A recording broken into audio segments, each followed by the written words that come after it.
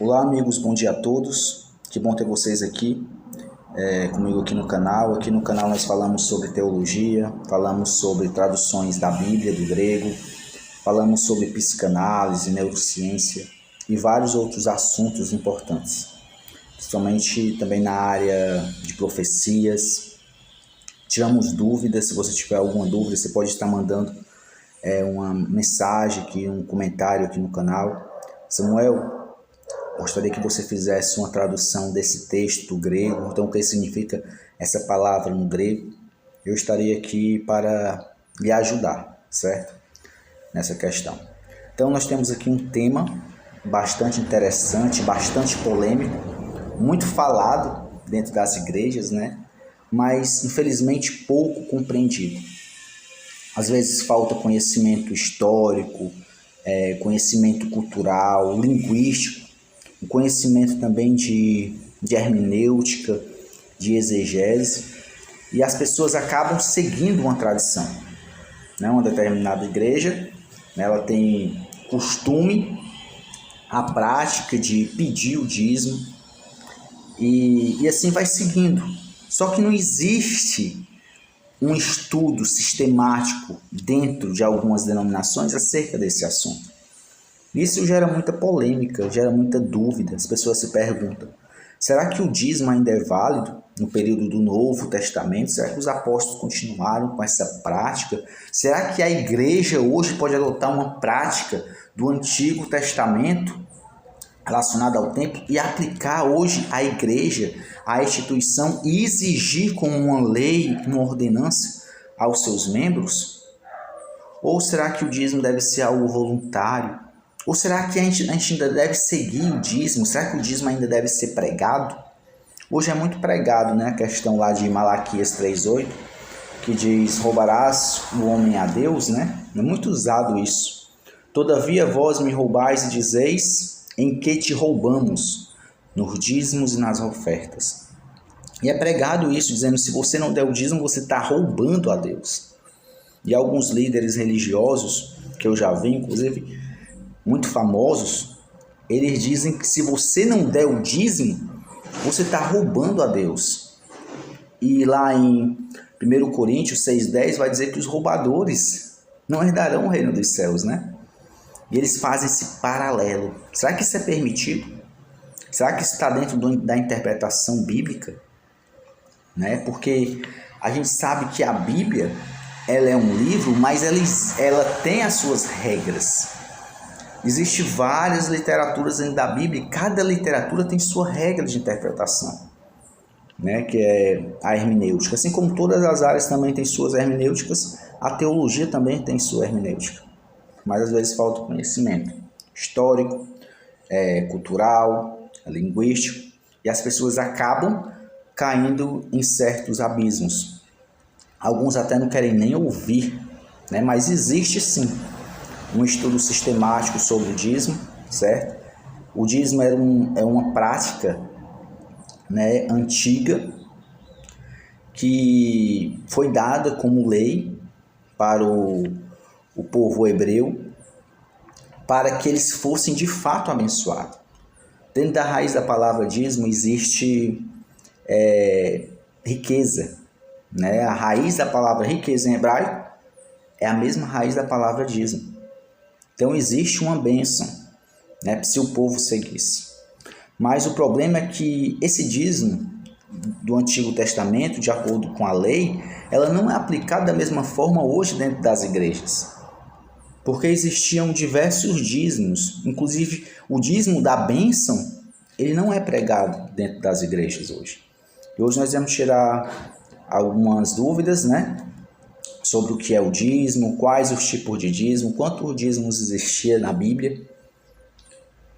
Então, a palavra dízimo, maaser, ela deriva da palavra eser, que é 10%, que é 10 em hebraico. Então, o dízimo de fato é 10%, certo? De tudo. No Antigo Testamento eles tinham a prática agrícola, né, pastoral, então eles davam das suas plantações, eles davam dos seus animais, certo? Então, o que é maaser? que é a palavra dízimo? A palavra dízimo em hebraico, maser, deriva de esser, que é 10. Significado literal, 10ª parte. Era um imposto sagrado de 10% aplicado, né, à produção agrícola e ao gado.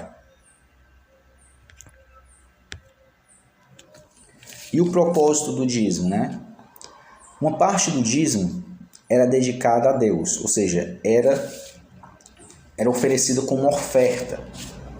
O dízimo também servia como sustento dos levitas para a manutenção do culto religioso, ou seja, sustentava a família levítica, que não recebeu terra, não recebeu herança de terra, e eles moravam em outras tribos, né? Eles não tinham a própria tribo, ali, o território ali levítico, não. Eles moravam dentro das outras tribos, dentro das outras 11 tribos. Esse dízimo também servia para a manutenção do culto religioso e apoio social aos necessitados. Então, quando nós falamos de dízimo, né, no Antigo Testamento, antes da lei, está ligado a essa prática aí.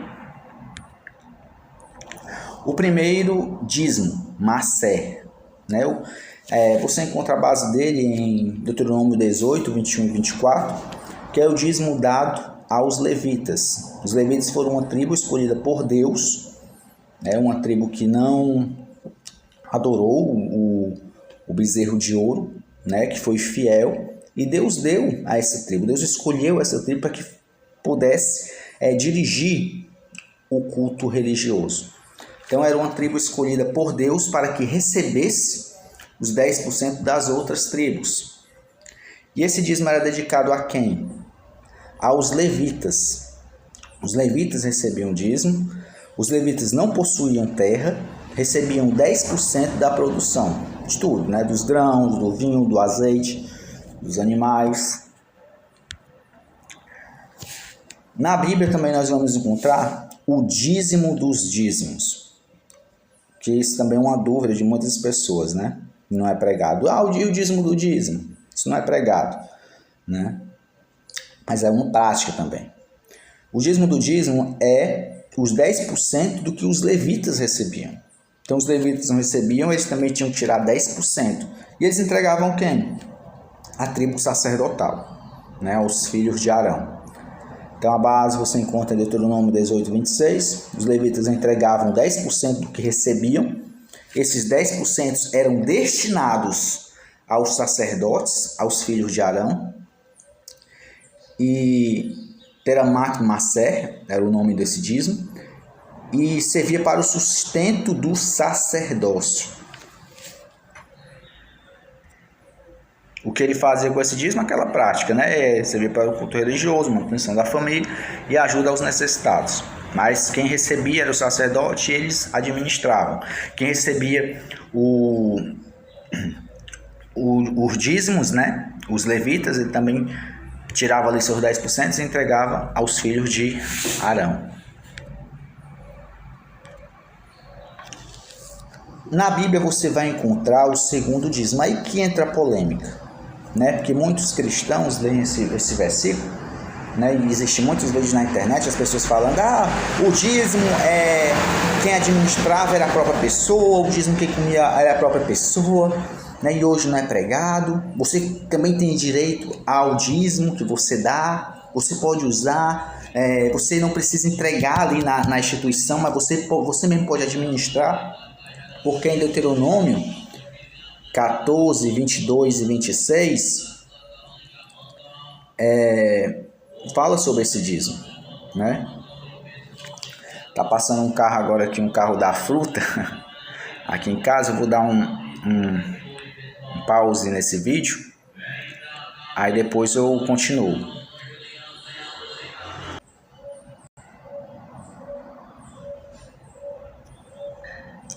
Olá amigos, vamos voltar aqui ao nosso estudo, né? Esperei aqui 20 minutos, o carro da puta ficou aí 20 minutos anunciando aí seus produtos, né? Eles não sabiam que eu estava gravando, eles estão trabalhando e eu estou aqui gravando essa mensagem para vocês. Então que Deus abençoe eles, o trabalho deles, e que Deus também nos abençoe. não é mesmo? Então, voltando aqui para o nosso estudo, certo?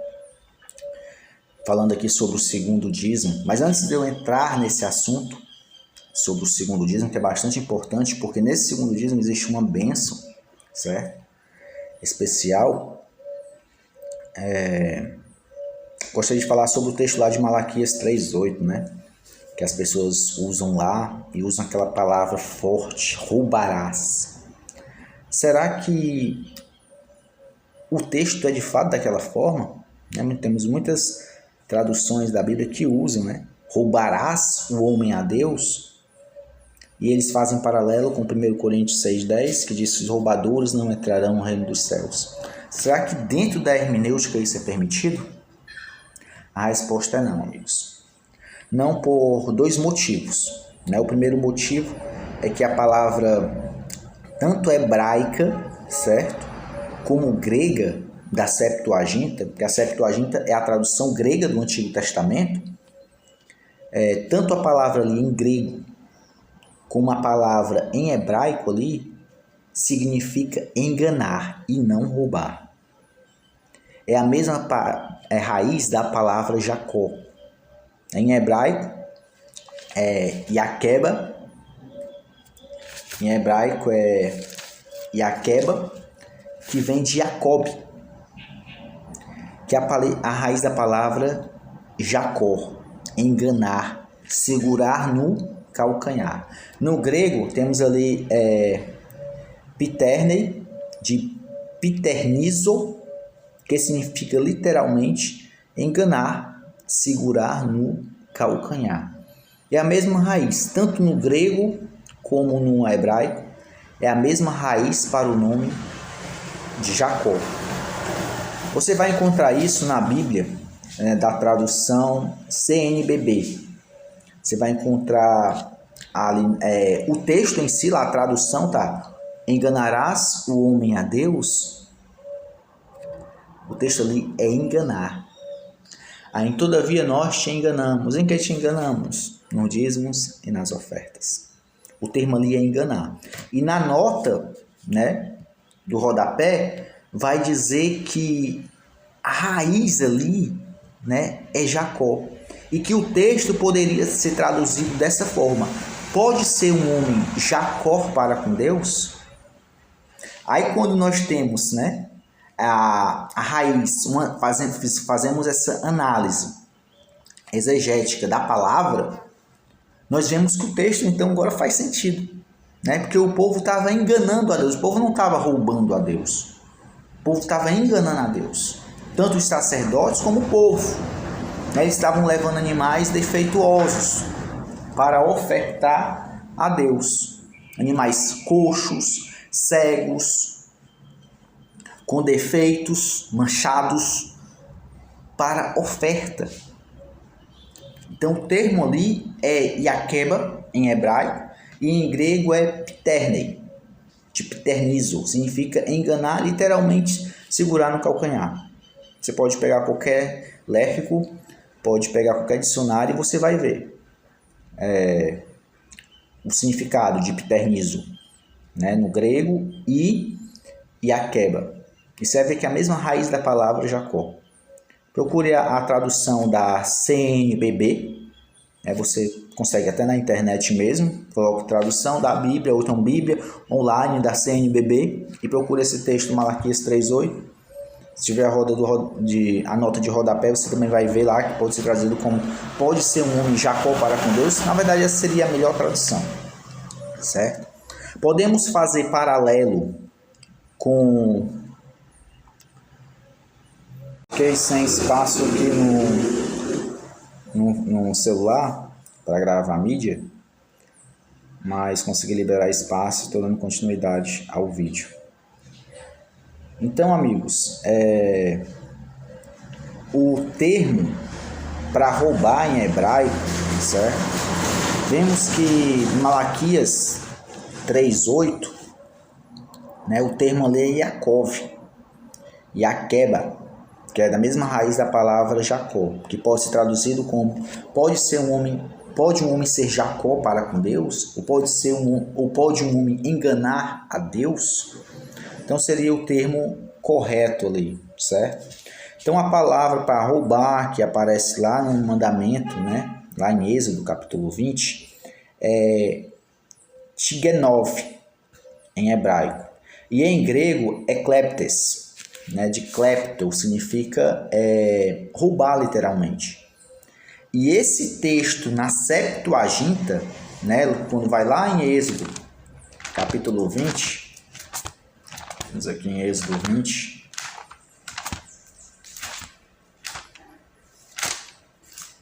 o nome disso, amigo, dentro da hermenêutica é paralelo de palavras, certo? Vamos fazer paralelo de palavras, paralelo de ideias. Então, dentro da hermenêutica, esse texto não pode, Malaquias 3:8, não pode ter conexão com 1 Coríntios 6:10, certo? Por conta que são coisas diferentes. Enganar e roubar é totalmente diferente. Então, lá em Êxodo 20, verso 15, vai falar, né? Não roubarás, né? Ou não furtarás. A palavra em hebraico é tignov e em grego é kleptes, de klepto, significa de fato furtar, roubar, né? E esse texto dentro da Septuaginta, lá na Septuaginta vai estar lá kleptos, né? Kleptes. E lá em Coríntios 6:10 vai estar kleptes. Então esse texto aqui de Êxodo, sim, ele faz paralelo com 1 Coríntios 6:10. Aí nós temos uma harmonia, né, dentro da interpretação bíblica. Mas não o texto de Malaquias 3:8. Isso torna até gritante. Porque nós vivemos no período da graça, né? O que é o período da graça? É a lei de Deus escrita no nosso coração, na nossa mente. Nós seguimos a lei da liberdade. O que é a lei da liberdade? É a lei moral de Deus, certo? É a ética de Deus, é o caráter de Deus, é o nome de Deus escrito na nossa testa, certo? Escrito na nossa consciência, o nome de Deus, o nome de Cristo. Então, a lei moral de Deus, não uma lei em forma de ordenança. Faça aquilo. Quando a gente encontra no Antigo Testamento, né, são várias ordenanças, tanto para o sacerdote quanto para o povo. Pecou, faça isso, leve isso, haja dessa forma, obedeça essa lei, e assim você vai viver isso e aquilo, certo? Leis em forma de ordenanças. Então, esse texto, né, de roubar, ele faz, não roubarás, não furtarás, ele faz paralelos com 1 Coríntios 6:10, que diz que os roubadores entrarão no reino dos céus, né? Assim como os homicidas, assim como os mentirosos, né? E por aí vai. Tudo que envolve a moralidade de Deus, a lei da liberdade. É você indo contra aquilo que o Senhor está trabalhando em você, que Deus está trabalhando no seu caráter, através do seu Santo Espírito. Amém? Então, vamos falar agora sobre o segundo dízimo, né? Que algumas pessoas têm dúvidas e dizem, eu leio na Bíblia e vejo que a própria pessoa é que administrava, né, o seu dízimo. Deuteronômio, capítulo 14, né? Vai falar sobre o segundo dízimo. A base é Deuteronômio 22, né, 14, 22 e 26, que vai dizer, certamente darás o dízimo de todo o fruto das tuas sementes, que ano após ano recolher no campo. Então a gente vê que esse dízimo aqui é de ano em ano, certo? São dízimo anual. Aí vai dizer assim, ó, perante o Senhor teu Deus, no lugar que ele escolher para ali fazer habitar o seu nome. Ou seja, existe um território que o Senhor escolheu para ali ele ser cultuado, certo? Para ali construir ali onde Deus iria habitar, o templo, o tabernáculo. Comerás o dízimo do teu cereal, do teu vinho, do teu azeite, o primogênito das tuas vacas, das tuas ovelhas, para que aprendas a temer o Senhor teu Deus todos os dias. Então isso aqui também é uma lei relacionada ao dízimo, que não é pregado dentro das igrejas e não é ensinado por falta de conhecimento cultural, né, histórico, hermenêutico e por aí vai. Aí vai dizer, quando o caminho te for comprido demais, que não possa levar, por estar longe de ti, o lugar em que o Senhor teu Deus escolher para ali pôr o seu nome, quando o Senhor teu Deus te tiver abençoado, então vende-os, leva o dinheiro na tua mão, vai ao lugar que o Senhor teu Deus escolher. Então a pessoa ia, né, lá para aquele território, morava em um determinado local, e ano após ano ia para cultuar a Deus e festejar. A pessoa levava tudo aquilo dali. Se o caminho fosse longe, poderia vender, né, tudo, levava ali o dinheiro. Quando chegava lá no local, comprava tudo que o coração desejar. E o texto aqui vai falar, né? Desejar a tua alma. Por vacas, ovelha, vinho, bebida forte, qualquer coisa que te pedir a tua alma, come-o ali perante o Senhor teu Deus e alegrarás tu e tua casa. Então quem comia do dízimo, a própria pessoa e a própria família dela. Quando? Ano em ano, era dízimo anual, certo? A pessoa juntava ali um período de um ano completo, chegava aquela data específica, a pessoa ia lá e ali alegrava, né, o seu coração com sua família. Aqui vai falar do dízimo de 3 em 3 anos, certo? O dízimo de 3 anos e o dízimo do 6º ano. Depois eu vou explicar com calma esse processo. Temos o dízimo anual, certo? É um ciclo de 7 anos, na verdade. Lembra que a terra descansava, né? Tinha o ano sabático, onde a pessoa não ali colhia, né? Na verdade, comia do que a vegetação dava, porque a pessoa pode ir lá e comer. Não tinha aquele trabalho agrícola, aquele comércio. A terra tinha que produzir, né? Então, a fim de cada 3 anos, tirarás todos os dízimos do teu fruto, o dízimo do 3º ano, certo? Recolherá ali na tua cidade. Aí vai dizer, então virá o levita, pois não tem parte na herança contigo, o estrangeiro, o órfão, a viúva, que estão dentro da tua cidade, e comerão e se fartarão, para que o Senhor teu Deus te abençoe em todas as obras que tua mão fizer. Então existe uma bênção dentro desse dízimo que não é pregado, que não é ensinado. Ou seja, se você fizer isso, você vai ser abençoado. Não é isso que a Bíblia diz? Mas não é ensinado esse dízimo.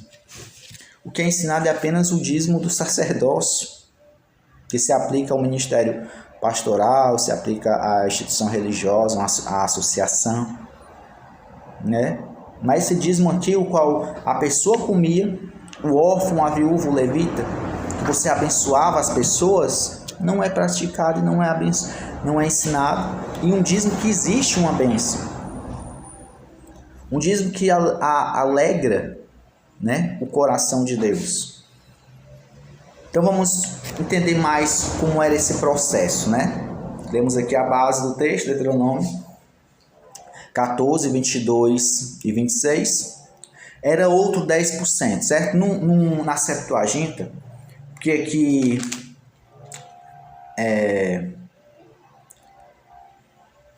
aqui na nossa tradução não tem, certo? Mas quando você vai para a Septuaginta, lá começa assim, Deuterodécaton, ou seja, o 2º dízimo. Você se encontra também essa referência também em Tobias, né, que é um livro histórico, deuterocanônico. Você encontra na Bíblia Católica, no livro de Tobias, e você vai ver essa parte cultural, né? Tobias falando que todo ano levava o dízimo do 1º ano, do 2º ano, do 3º ano, do 4º ano, do 5º ano, do 6º ano. E ele vai dizer como é que ele distribuía esse dízimo bem direitinho. Então, na Septuaginta, na tradução grega do Antigo Testamento, começa assim, Deuterodécaton, ou seja, o 2º dízimo. Então esse aqui é outro dízimo. O primeiro dízimo era entregue aos levitas, certo? E eles tiravam o dízimo do dízimo e entregavam aos sacerdotes, os filhos de Arão. Esse 2º dízimo era o dízimo do povo. Quem administrava era a própria pessoa. A pessoa tirava ali 10% o ano todo e não podia mexer nesse dinheiro. certo? De maneira nenhuma. Guardava esse dinheiro o ano todinho. Quando chegava uma data específica, a pessoa pegava e gastava e desfrutava com sua família. Você se comprava o que o seu coração desejar, certo? Mas o texto vai dizer, mas não se esqueça dos necessitados, do órfão, da viúva e dos levitas. Esse é o dízimo do primeiro ano.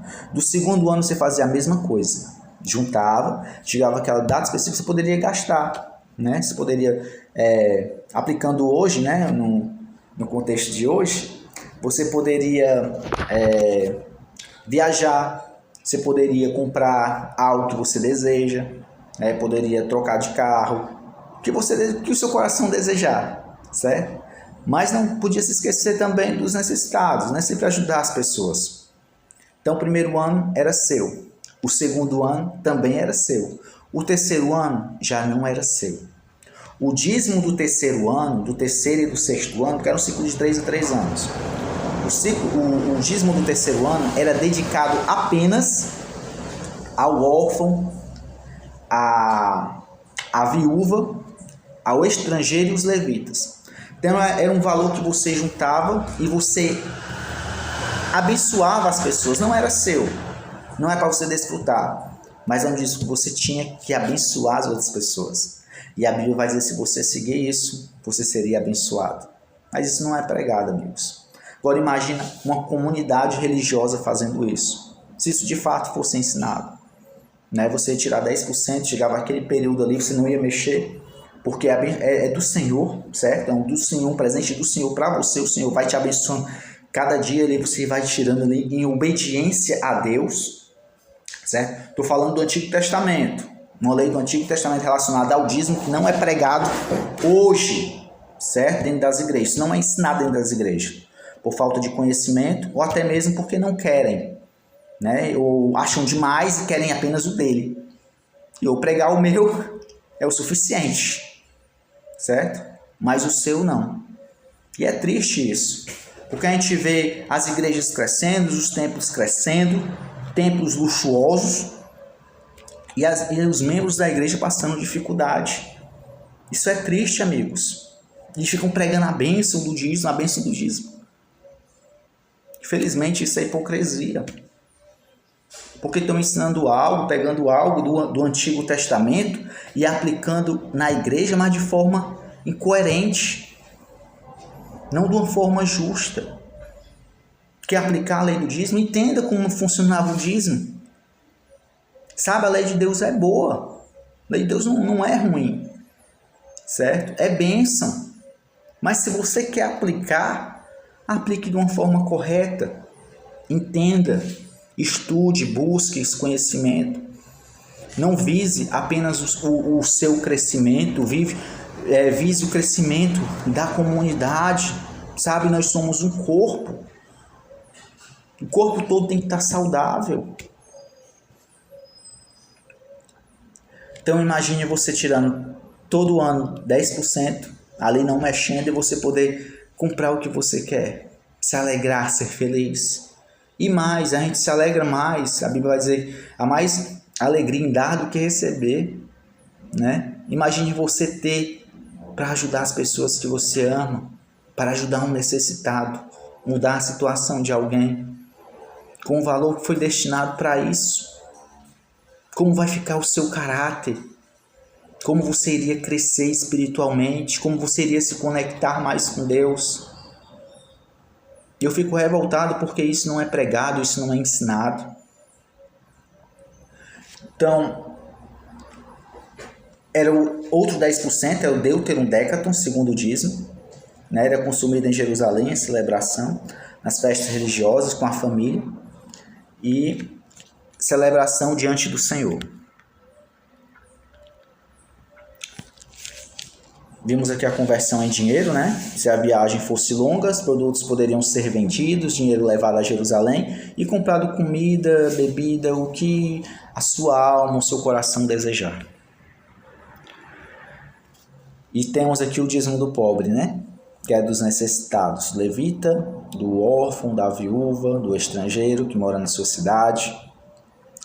Então esse aqui é o dízimo de 3 em 3 anos, Está em Deuteronômio 14, 28 e 29, substituía, né? Era a substituição do segundo dízimo, do primeiro ano era seu, do segundo ano era seu, o terceiro ano não era seu, era dedicado aos mais necessitados, quarto ano era seu, quinto ano era seu, sexto ano não era seu, era dedicado aos mais necessitados, e o sétimo ano não tinha dízimo, todos comiam da plantação, destinado, né, aos órfãos, à viúva, era um dízimo específico. Então vamos aqui como é que funcionava o ciclo, né, agrícola de 7 anos. Primeiro ano, você tirava o dízimo dos levitas, né? Aqui eu não estou incluindo o dízimo dos reis, certo? Você vai encontrar lá em 1 Samuel, capítulo 8, né, quando o povo pediu um rei, Deus pegou e disse, olha, vocês estão pedindo um rei, mas vocês vão ter que tirar 10% de tudo que vocês ganham, né, para o rei. Então tinha o dízimo do rei também, mas não estou entrando nesse assunto. Então estou entrando apenas no sistema religioso, que é a base que nós temos hoje, né? As pessoas pegam o Antigo Testamento e aplicam na igreja. Então vamos lá, você tirava 10% para os levitas, ok? Segundo 10%, você tirava para você, para o dia específico, né, o ano todinho, você ir lá, né, lá em Jerusalém e gastar com sua família, festejar, se alegrar perante o Senhor. Segundo dízimo também, segundo ano, tirava 10% dos levitas, entregava, certo? Esse dos levitas não era um anual, certo? Poderia ser entregado periodicamente, não tinha restrição sobre isso. E o segundo dízimo era anual. Então, você tirava ali e os 10% da festa. Terceiro ano não era seu, tirava os 10% dos levitas, 10% dos pobres, né? Do anual. Quarto ano também, quinto ano também, sexto ano dedicado aos pobres. Sétimo ano era o ano sabático, o ano sem dízimo. Todos comiam do que a terra produzisse.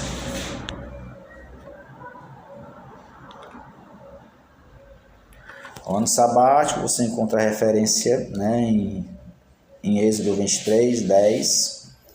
Do 11 a terra descansava, não havia plantio comercial, o que nascesse naturalmente era livre para todos, né? Justiça social e descanso da terra.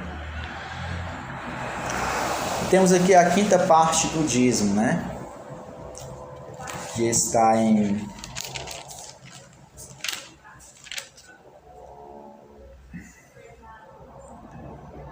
depois eu vou ler aqui outro texto, que é interessante também. Levítico 27, 31.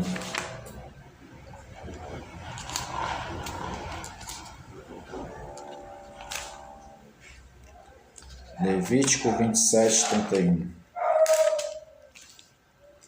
Vai falar aqui, ó. Também todas as dízimas da terra, tanto dos cereais do campo, como do fruto das árvores, são para o Senhor, santas são ao Senhor, certo? Se alguém das tuas dízimas quiser resgatar alguma coisa, acrescentará a quinta parte sobre ela. Aí vai falando, né, a forma que ia contando, né? Ia passando os animais, ia colocando ali, e você ia separando ali sempre os 10%. Então, se alguém quisesse resgatar algo do dízimo, tinha que acrescentar 20%. Como ficaria isso hoje em dia, né? Digamos, você tem ali seu dízimo, certo? Guardado, dízimo anual. O dízimo seu, certo? O dízimo seu, o dízimo que você administra. Você precisa ali pagar alguma conta. Você pode ir lá e pegar emprestado, certo? Mas você, na hora de você repor, você teria que repor a quinta parte. Por exemplo, se você tem R$100, né, você iria e precisa de R$100, você tirar os R$100 e você ia botar 120, sempre a quinta parte. Pega o valor que você tirou, divide por 5, pega aquela parcela e acrescenta no valor que você tirou, entendeu? E nisso, né, eu iria simplesmente aumentar para algo que você lá na frente iria colher. Era seu, é a bênção do Senhor. O Senhor nos ensinando a administração, certo? Então, se alguém quisesse ficar com o dinheiro, precisava pagar o valor de 20%. evitava substituir alimentos por dinheiro e garantia sustento dos levitas, certo? Tem um outro texto aqui também, achei interessante, está em Deuteronômio 26, verso 12, diz assim, ó, quando acabares de separar todos os dízimos da tua messe no terceiro ano, olha o dízimo do terceiro ano aqui, que é o dos dízimos, então darás ao levita, ao estrangeiro, ao órfão e à viúva, para que comam dentro das tuas cidades se fartem. Dirás perante o Senhor teu Deus, tirei da minha casa o que é consagrado, e dei também ao levita, ao estrangeiro, ao órfão e à viúva, segundo todos os teus mandamentos que me tens ordenado. Nada transgredi dos teus mandamentos, nem deles me esqueci. Dos dízimos não comi, no meu luto, e deles nada tirei. Estando imundo, nem deles dei para a casa de algum morto. Obedeci à voz do Senhor, o meu Deus, segundo tudo que me ordenaste, tenho feito.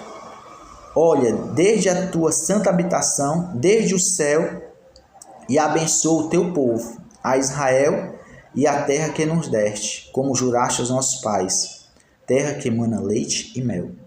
Então, o que o texto está dizendo aqui, né? Que o dízimo do terceiro ano, ele separou e não mexeu de jeito nenhum. Ele fez de acordo com o Senhor disse. Ele abençoou os necessitados. Né? Desse eu não mexi. Ou seja, você teve do primeiro ano seu, teve do segundo ano seu. O terceiro ano não é seu. É dos mais necessitados. O texto está dizendo assim que ele fez, né, em gratidão a Deus e foi abençoado por Deus. Né?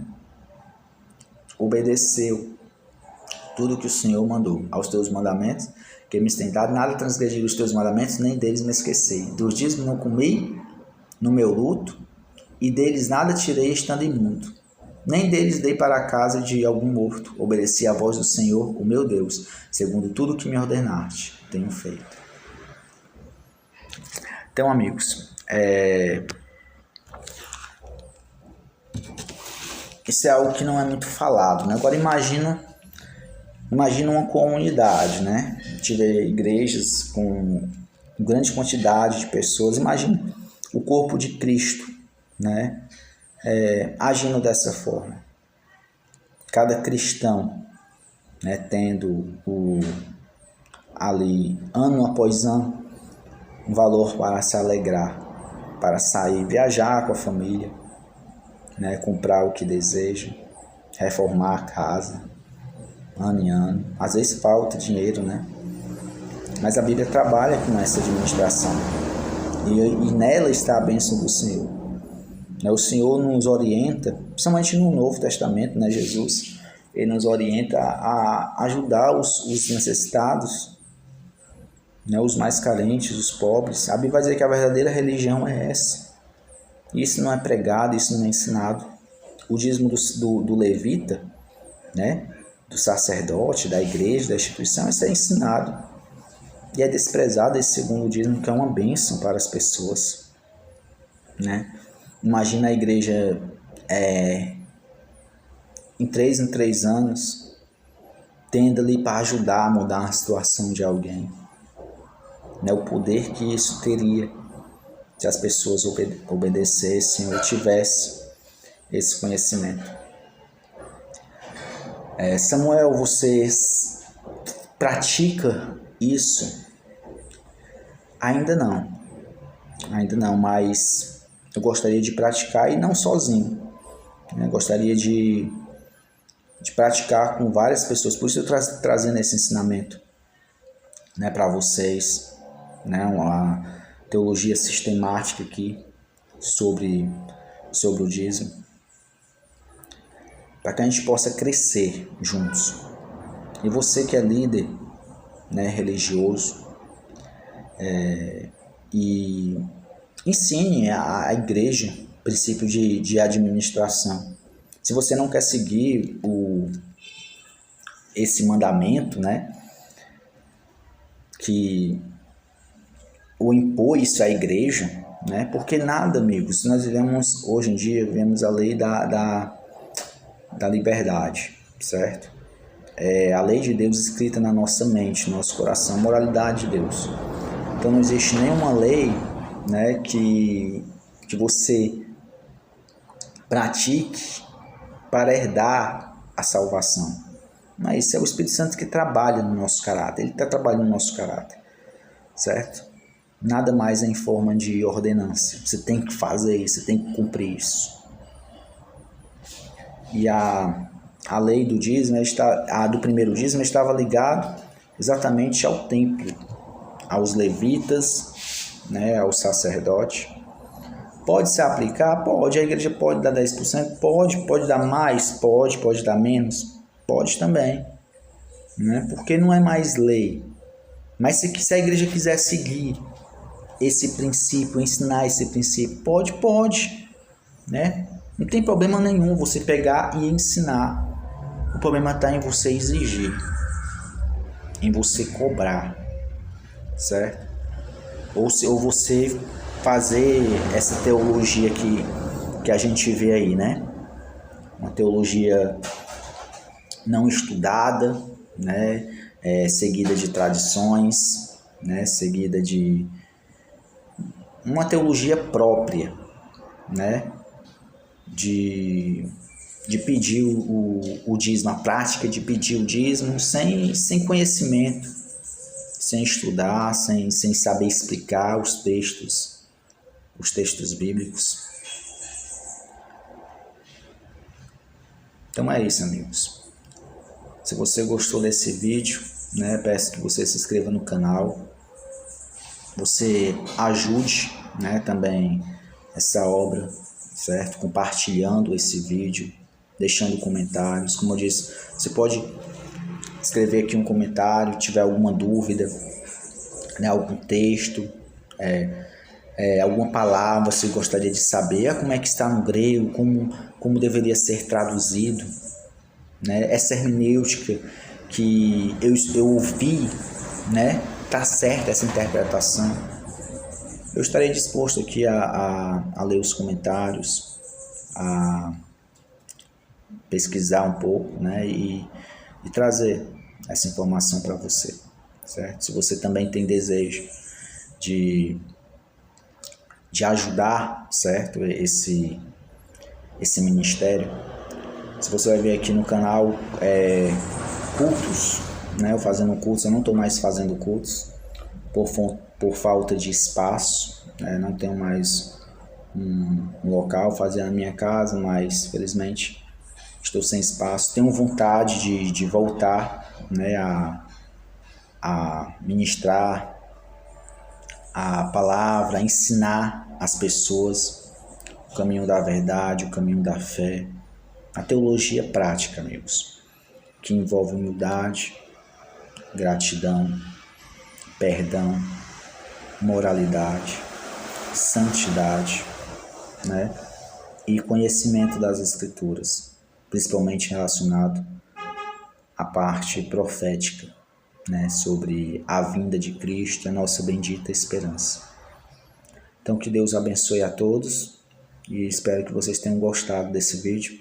Me ajude aí compartilhando, deixando aqui seus comentários, se inscrevendo no canal e que Deus abençoe vocês grandemente.